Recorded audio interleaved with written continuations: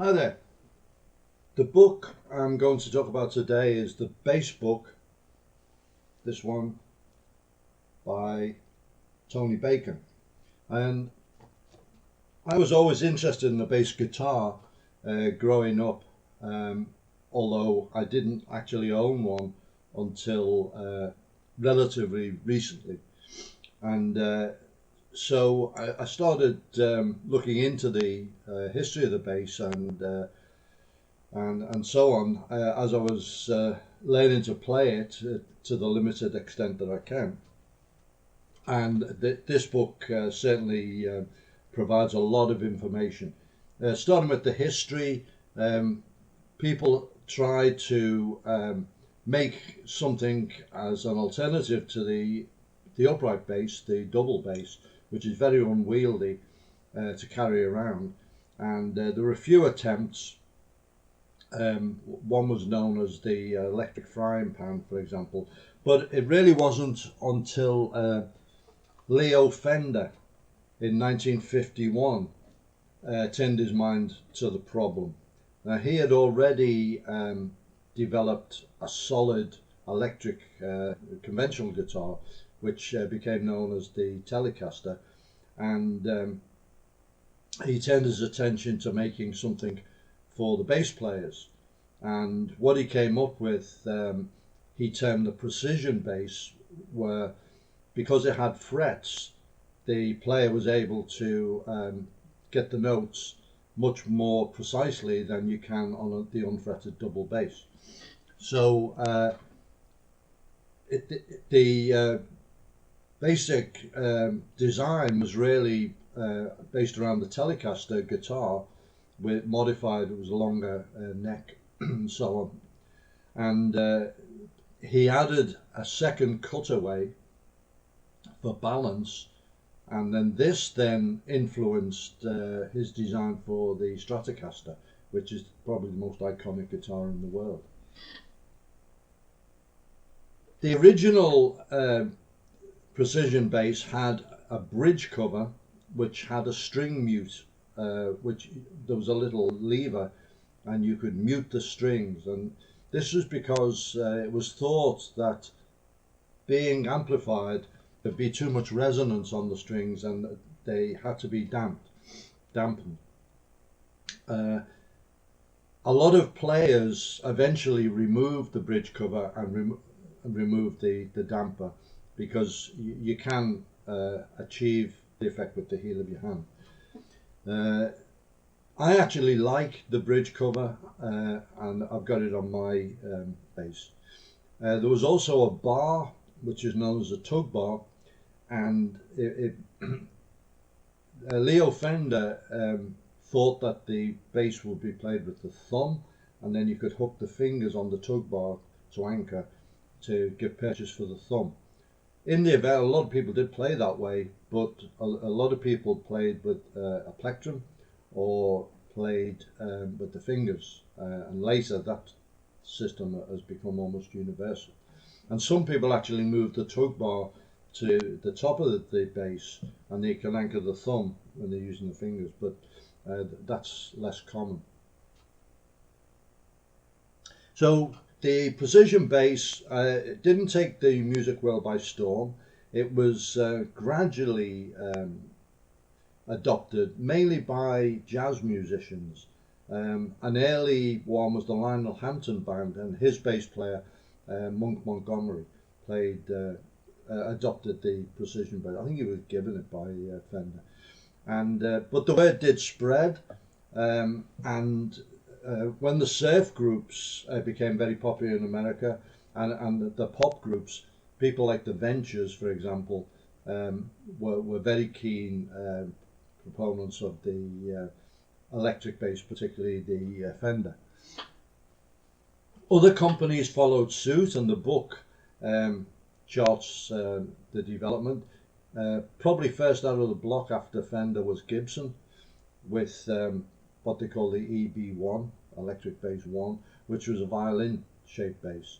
And you can actually see it in the movie The Girl Can't Help It in Little Richard's backing band.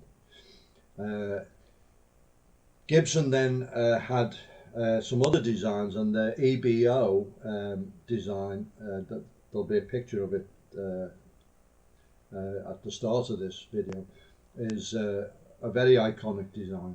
It matches a guitar that they have as well. It's a short scale bass, and it's same as a guitar.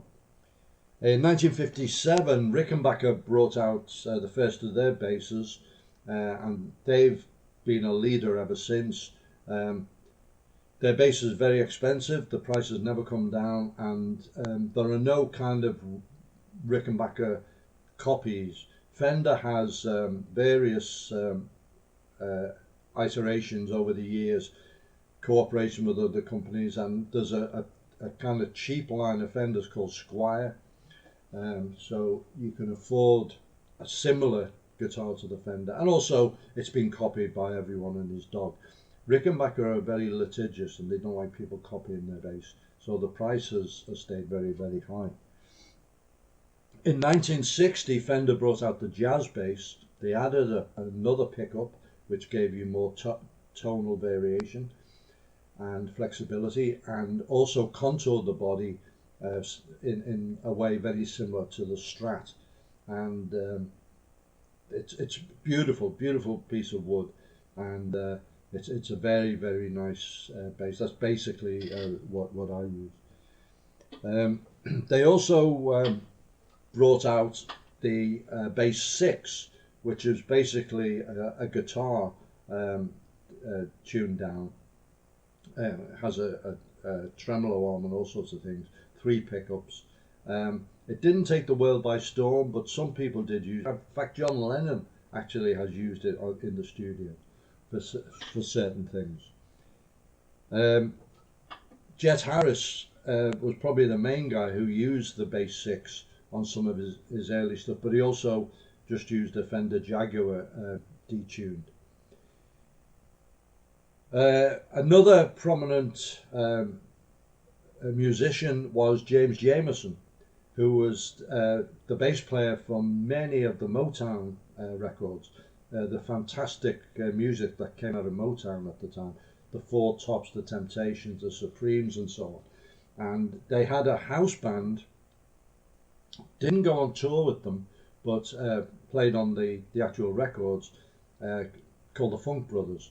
And James Jameson, who was actually a jazz player, really, he laid down these fantastic bass lines, and he really was an influence. And Paul McCartney does credit, he didn't know who James Jameson was, but he certainly heard his music, and then later found out who he was. Similarly, that was in Detroit. Over in LA, Carol Kay, who was a guitarist, took up the Fender bass to give more options, and she became more known for the bass playing than for the guitar.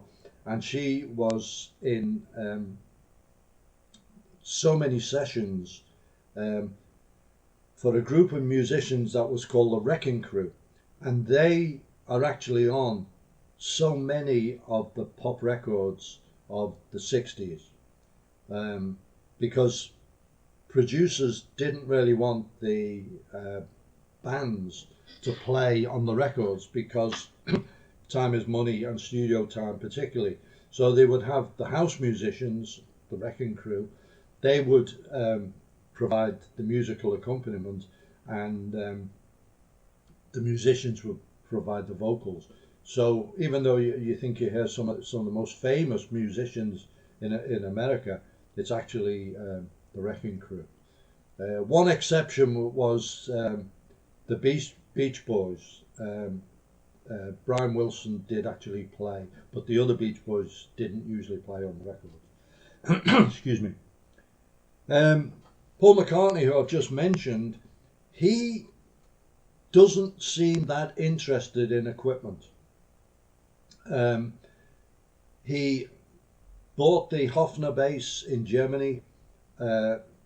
It's arguably the only bass guitar he's ever bought, that one, and played it quite happily. It's not a fantastic bass by any means, but he made fantastic records with it. So there's possibly a lesson not to rely too much on equipment. He then went to the Rickenbacker. He was never really noted for playing a Fender until later. And then sometimes in the studio and sometimes on tour, you would see him with a left-handed Fender. And I'll put a picture there. But he is certainly more noted for the Hofner violin bass on the Rick. Okay, so there is another book I'll just mention, which is specifically about the Fender bass, and it's also about setting it up and everything you need to know about maintenance and variations on it, all the electronics and so on.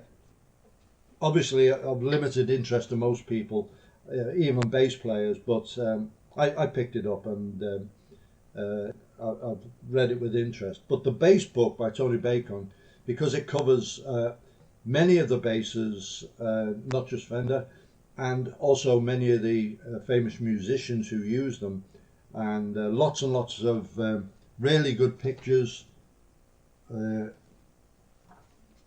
Some of the quite historic pictures. That was the old design of the Precision and the old colour. Later on, Fender offered a multitude of colours and optional ways that the tone and volume controls were arranged and so on. But really interesting book if you like bass guitars.